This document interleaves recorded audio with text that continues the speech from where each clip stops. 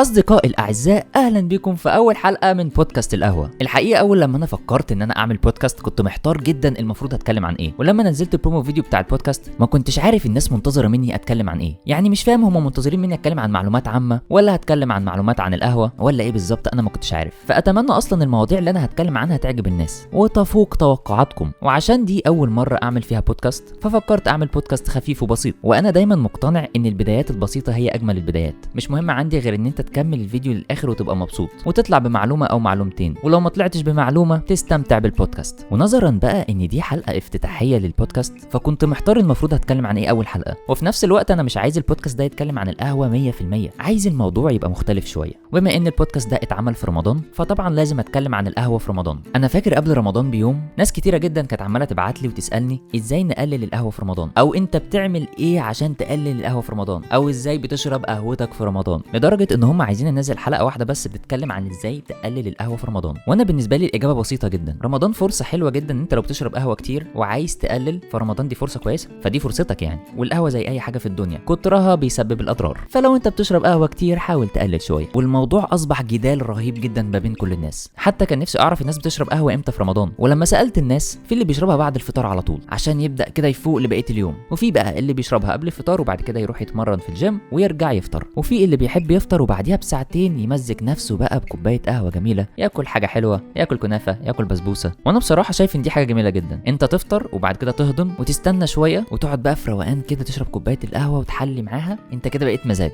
وفي وقت السحور برضو الناس بتشرب قهوة عشان تقدر تكمل، خصوصا ان في ناس بيبدأ يومها بعد صلاة الفجر، بيكونوا اتسحروا وشربوا قهوتهم وبيبقى عندهم شوية طاقة يطلعوها بقى في شغل، في مذاكرة، ينزل يجري في الشارع، في اي حاجة. المهم الموضوع ده كله بياخدنا على حاجة مهمة جدا، العنصر اللي موجود في القهوة اللي الناس كلها بتحبه، والعنصر ده هو الكافيين. خلينا بس متفقين ان الكافيين مش موجود في القهوة وبس، موجود في حاجات كتيرة جدا، الشاي والشوكولاتة وحاجات تانية كتير. والكافيين اصلا هو عنصر كيميائي بيتقال عليه ميثيلزاسين والكلويد. انا بصراحه مش عارف بنطقها صح ولا غلط يعني. وعشان تقيس الكافيين في القهوه اصلا صعب، اكيد ليها طرق انت يستحيل تعرف تقيسها في البيت. فلو حد جه قال لي الاسبريسو فيه قد ايه كافيين مش هعرف اقول لك. والكافيين هو بيتقاس بالملي جرام. انا لما بحب اعرف معلومه زي دي بخش على النت بشوف اي ويب سايت ميديكال بيكونوا حاطين ريفرنس للحاجات دي، وغالبا مثلا الاسبريسو ممكن يبقى فيه من 60 ل 63 ملي جرام من الكافيين. طبعا كوبايه الاسبريسو اللي انا بعملها في البيت عمري ما هعرف هي فيها قد ايه كافيين لان انا مش هعرف اقيسها، بس بعتبر ان هي 60 ملي جرام من الكافيين. بص هقول لك حاجه، الكافيين زي ما ليه فوائد اكيد ليه اضرار. يعني مثلا في ناس بقعد معاهم اتكلم معاهم على الكافيين يقولوا لي ده ملهاش اضرار خالص، اشرب قهوه براحتك. ازاي بس؟ اي حاجه في الدنيا كترتها بتضر، ودي قاعده كونيه انا حتى مقتنع بيها جدا. يعني ما ينفعش تفضل تشرب في قهوه وتقنع نفسك ان ده مفيد عشان اكيد مضر. ويا سلام بقى لما تحط عليه سكر كل مره، انت كده بتبهدل نفسك.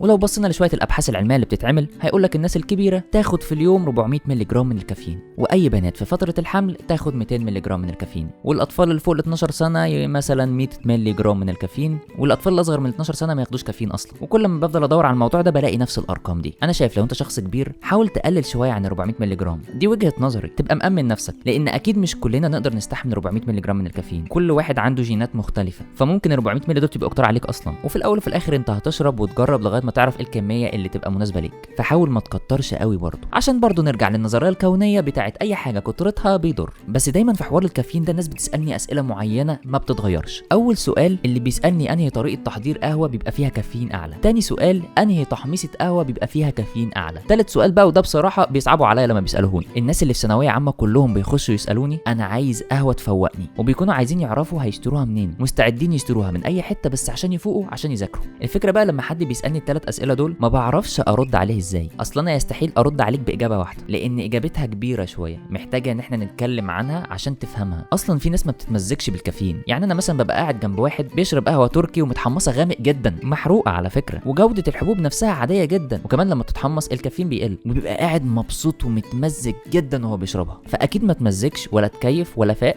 عشان فيها كافيين. هي الفكره كلها ان هو عاجبه طعم المرار اللي جوه القهوه، وده بياخدنا على حاجه مهمه جدا هو العامل النفسي اللي بيفرق جدا وانت بتشرب القهوه عشان تبقى مبسوط. ده بقى يفتح 3 نقط مهمين جدا عشان نشرح ايه اللي ممكن يفرق عشان يغير نسبه الكافيين. اول حاجه التحميصه. مبدئيا التحميصات كلها الفرق في الكافيين مش كبير، بس منطقي جدا كل ما بتحمص القهوه اكتر كل ما الكافيين بيقل بنسب بسيطه جدا.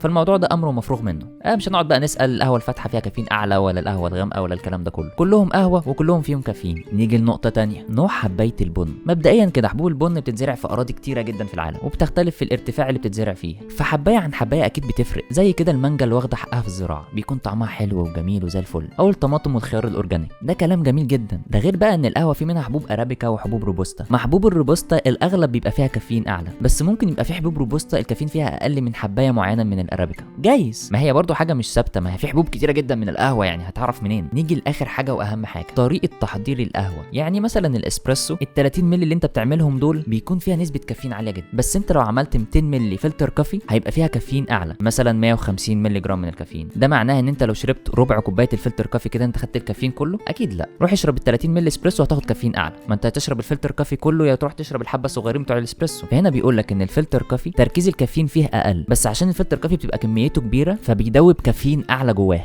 عشان الفلتر كافي بياخد وقت اطول من الاسبريسو فالكافيين بيلحق يدوب شويه. على فكره انت لو فكرت في الموضوع هتلاقيه منطقي جدا، كل ما بتحط القهوه في الميه اكتر كل ما الكافيين بيزيد. وده ياخدنا لنقطه مهمه جدا، لو حبايه قهوه جودتها مش حلوه واتحضرت بطريقه صح انت كده هتستخلص من القهوه دي كافيين عالي جدا، لكن لو جبت حبايه قهوه جودتها عاليه جدا بس حضرتها بطريقه غلط مش هتطلع منها كافيين عالي. شوف بقى في كام حاجه بتتحكم في الكافيين اللي في القهوه، عشان كده اي حد هيسالني ايه القهوه اللي فيها كافيين اعلى مش هعرف ارد عليه، الموضوع صعب جدا، ده لو انت عايز تاخد اجابه منطقيه يعني. اصدقائي الاعزاء شكرا لكم ان انتوا كملتوا الحلقه دي للاخر، وفي حلقات انا لسه هصورها اثناء رمضان والمواضيع بتاعتها هختارها بناء على طلب الجماهير. يعني انت لو منتظر مني اتكلم عن حاجه معينه قول لي ممكن اتكلم عن ايه وهحاول اعمل لها حلقه اثناء رمضان. وبكده نوصل لنهايه الحلقه الاولى من بودكاست القهوه، وحابب اقول كل ما هو قهوه فهو جميل. وبس كده،